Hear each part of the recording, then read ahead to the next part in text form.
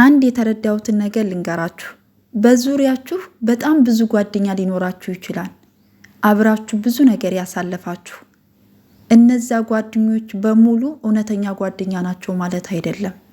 ከነዛ ውስጥ ግን አንድ ጓደኛ፣ የልብ ጓደኛ፣ በችግራችሁ ጊዜ አብሯችሁ የሚቆም፣ በስኬታችሁ የሚደሰት፣ የሆነ ጥፋት ስታጠፉ ከጥፋታችሁ የሚመልሳችሁ፣ የሚመክራችሁ፣ በስኬታችሁ የሚደሰት ጓደኛ ካላችሁ ታድላችኋል። ግን ሁሉም ጓደኛ ግን የልብ ጓደኛ ነው ማለት አይደለም።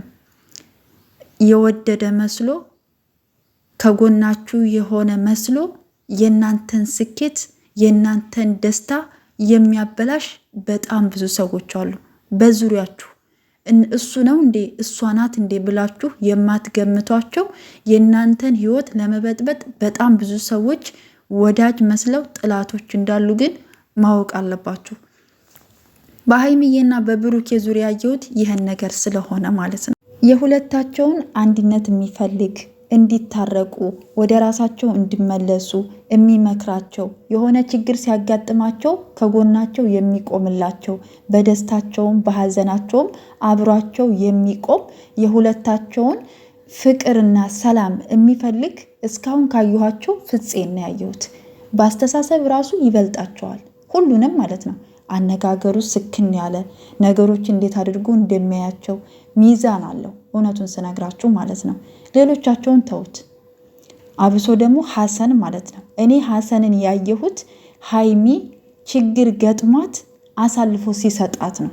እህቴ ናት እወዳታለሁ የሚላትን ልጅ አሳልፎ የሰጠበት ቀን እሱን አረሳውም። መቼ ካላችሁኝ ሀይሚ የሆነ ችግር አጋጥሟት ነበረ። ትዝ ካላችሁ ማለት ነው። የሚያስፈራራት ልጅ ነበረ። ፎቶ ተልኮ ፎቶውን ያሳየው ለብሩኬ ነበረ። ብሩኬ ወደ ዱባይ የመጣበት ቀን ሀይሚ እንደዛ አልቅሳ ታማ ሆስፒታል የገባችበት በዛ ጊዜ ግን ራሱ ፍፄ ነበረ በመሃል መጥቶ አንተ ምንም የምታውቀው ነገር የለም፣ ምን ችግር ውስጥ እንዳለች ራሱ አልተረዳሃትም፣ እነሱ አንድ ናቸው፣ ሊለያዩ አይችልም፣ ችግሩ ለምን አትፈታም ብሎ አብሮ ሲጋፈጥ የነበረ ፍጹም የሚያዩት። ሐሰን ግን የሀይሚንና የብሩኬን ግንኙነታቸውን ራሱ የሚፈልገው አይመስለኝም። በቃ ሁል ጊዜ እሱ ትክክል ነው፣ ሁል ጊዜ እሱ ለብሩኬ ነው። ለብሩኬ መደገፍ ይችላል፣ ግን ብሩኬ ወንድሜ ነው ካለ ሀይሚ እህቴ ናት ካለ ሁለቱንም አንድ ማድረግ እንጂ መለያየት አስፈላጊ ነው ብዬ አላስብም። እህቱ ከሆነች አሳልፎ አይሰጣትም፣ ይመክራታል፣ ይቆጣታል፣ ወደ ነበረችበት ይመልሳታል። ወንድሙም ካጠፋ ይመክረዋል፣ ችግር ካለበት መክሮ ወደ ነበረበት ነው እንጂ የሚመልሰው ብሩኬን ተውት ሀይሚን ተዋት እንደዚህ ነው አይባልም፣ ነውር ነው። ሌሎቻችሁም እንደዛው ማለት ነው። ይሄ ጓደኛ አይቀናብኝም ጥሩ ጓደኛዬ ነው አብሮ ብዙ ጊዜ ያሳልፈን እንደዚህ አይነት ነገር አሁን ላይ አይሰራም። ሀይሚን ብሩኬ እኮ ስለሚሰሩ ነው፣ ፍቅር የሆኑ ልጆች ናቸው። አሁን በዚህ ወራት ግን ብዙ ነገሮች አበላሽተዋል። አሁንም ወደ ራሳቸው እንዲመለሱ ነው እኛ ምኞታችን ማለት ነው።